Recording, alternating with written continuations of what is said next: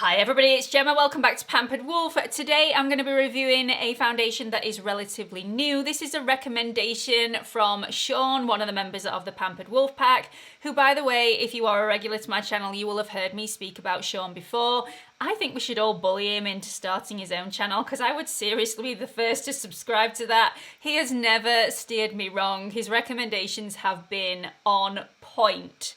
Maybe until now. We will see how this review goes. Anyway, I do listen to all your recommendations and requests. I have a huge book that I write everything down in, and if I get so many of the same request, it bumps up the list slightly, and this has been a heavily requested review. So this is the Zoeva Authentik Skin Natural Luminous Foundation.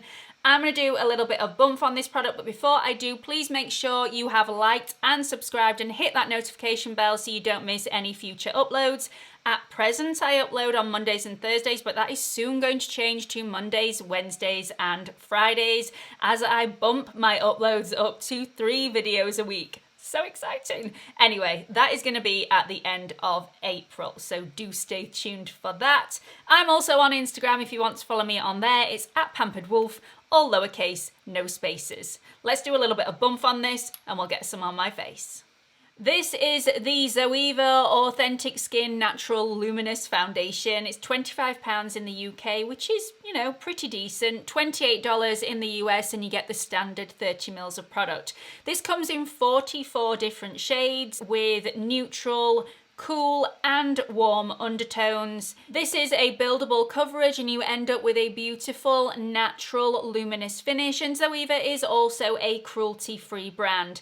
Now, the ingredients that are in here that are going to help anybody with a more mature skin or a dry skin, there is squalane in here, there's also rosehip oil in here to help hydrate the skin throughout the day and also boost the skin's overall wellness. There's also microsphere powders in here which will help give that soft focus airbrushed effect on the skin, which is oh yes, this is an unscented product. Woo! It's also lightweight, it's long wearing. Let's get some of this on. Okay, so as per usual, I have all my skincare on my face already and I've given that plenty of time to sink in. In fact, I've done the school run and come back, so it's had plenty of time to soak in. Now let's just have a look at the packaging.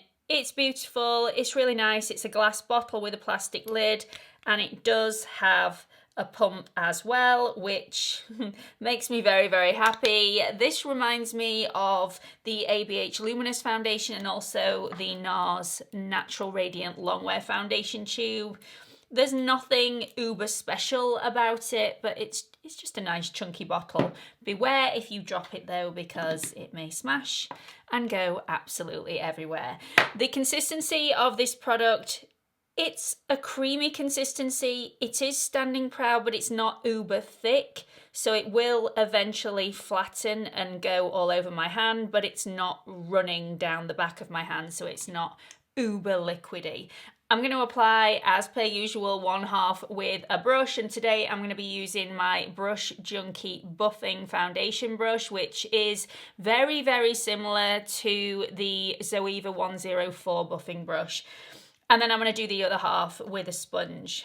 So this product is completely unscented, and you need very, very little. A little goes a very long way. You have to work quite quickly with this as well because it dries down quite quickly. So if you're wanting something that's more transfer resistant, that maybe you don't need to powder, this one might be the perfect foundation for you. I have got the wrong shade and this is a little bit yellowy on me, but I'm going to take it down my neck. We're going to make it work. Now immediately I can see that this is airbrushing all my pores, all my imperfections, and it's not sitting in any dryness. It's also not sitting in any pores, which again is a real plus. Now I find this quite matte on the skin. Obviously it will be different depending on what primer you put underneath this, but I find on natural skin, this is quite matte on me, but more of a natural matte. So I would say that this goes on more or less medium coverage straight away. I would say light medium coverage immediately. If you are a little bit more heavy-handed than me, and I am being very, very careful not to apply too much product, then this will go on quite a full medium coverage straight away. It's a really lovely coverage, but you can shear this out if you want to. So I'm going to apply the other side with a sponge. I can just see my pores disappearing as I apply this foundation. It's a really beautiful formula. And with the added oils in this formula, my skin doesn't feel like it's being dehydrated at all. This is definitely not a drying formula. Having said that, however, I do feel like this looks more like makeup on the brushed application side than on the sponge application side. The sponge application looks far more like skin, far more natural looking. But if you're wanting something for an evening look that's a little bit more full coverage, that looks a bit more like makeup, then the brush application is the way to go. This is definitely a buildable coverage though. So I think my preferred method of application at this stage is the sponge application, and then I can just apply a little bit more to those areas where I need that tiny bit more coverage. This is oxidizing slightly on my skin, so this is definitely the wrong shade for me. I should have gone for something a little paler. I really, really like this foundation. It looks flawless on my skin. It's not even trying to collect in my eyelid folds, which is a really good sign for me. I really like it. I'm gonna go and put the rest of my products on and I'll be right back. So this is the finished look. Let me show you this in natural lighting so that you can get really up close and personal and see what this really looks like. So as you can see, it just looks absolutely flawless on my skin. If you've got lots of dry patches, this may not suit you, but this does have a lot of oils in there to hydrate throughout the day, so definitely get a sample before you make your decision. Now, as you can see, everything is just super airbrush, super flawless on my skin. This is a medium coverage foundation. Yes, I said you can shear this out, but this still really does look like you have product on your face. So if you're after a really, really natural look, this might not be for you. I'm seriously pleased with how it looks. The finish is super nice. I'm gonna get on with the rest of my day. I will check in with you a little bit later on to show you how this foundation is getting on. I'll see you all in a bit. Welcome back to the check-in. It's now been just over 10 hours since I first applied this foundation and it has done so well. I am not surprised because I've been wearing this foundation for the last 3 or 4 days, and I even wore it on a night out where I went dancing and got really, really hot, and it looked exactly the same when I got home as when I first applied it. So super, super pleased with how this foundation has worn today. I forgot to tell you though that I did wear the concealer on my under eyes. I've no idea why I forgot. I'm really sorry, my bad. The only problem with this concealer is I forgot that it does not need setting in place, and me being in autopilot set it in place anyway, and it was the wrong thing to do. This one goes a little heavy looking if you do set it in place. It is absolute perfection if you don't set it in place.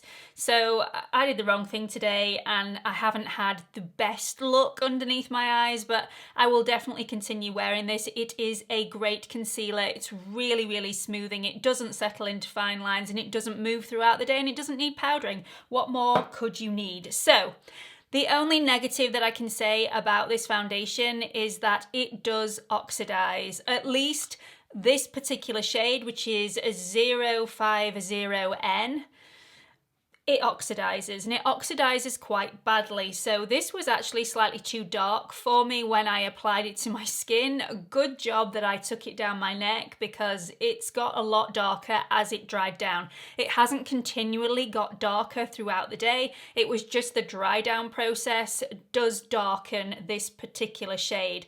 If anybody else has tried this foundation and hasn't had that experience, please do let everybody know in the comments section, because it may only be this shade. So another thing that I didn't mention in the negatives, because it's not really a negative, it's personal preference, this foundation is slightly more coverage than I would usually go for. It goes on medium coverage, you can build it up to full coverage, and you can sheer it out to low medium coverage, but it's definitely a medium coverage foundation when it first applies, and that's a little bit more coverage than I would usually go for. So taking a close-up look at this foundation in natural lighting, you can clearly see that my skin is still completely airbrushed and the foundation is fully intact. It hasn't broken down anywhere. It's just absolute perfection. This is a great base for all of your other products. My blush and bronzer is still completely intact and looks absolutely fantastic.